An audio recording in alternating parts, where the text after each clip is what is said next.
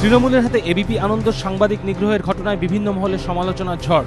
কবি শঙ্খ ঘোষ ঘটনার তীব্র নিন্দা করে বলেছেন, প্রশাসন এখনো সতর্ক না হলে লজ্জাজনক এই হিংস্রতা গোটা রাজ্যকে অচিরেই এক মহাসংকটে পৌঁছে দেবে। ঘটনার সমালোচনা করেছেন অন্যান্য বিদ্বজনরাও। এদিকে নিরপেক্ষ ও পূর্ণাঙ্গ তদন্ত দাবি করে রাজ্যপালকে চিঠি দিয়েছেন বিরোধী দলনেতা সূর্যকান্ত মিশ্র। রাজ্যপালকে একটি চিঠি লিখেছি যে এই ঘটনার পূর্ণ তদন্ত হওয়া দরকার।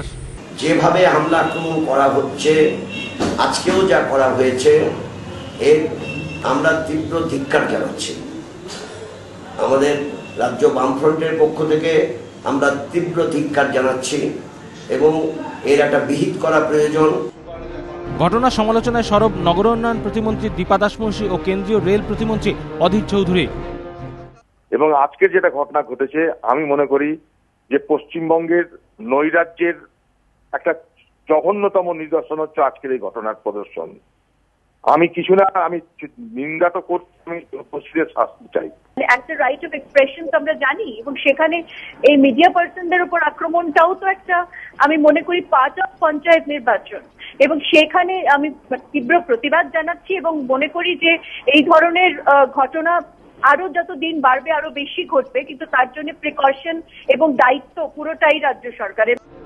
বিজেপি নেতা তথাগত রায়ের কটাক্ষ, সিপিএম আশ্রিত দুষ্কৃতীরাই এখন তৃণমূলে গিয়ে এইসব কাণ্ড ঘটাচ্ছে।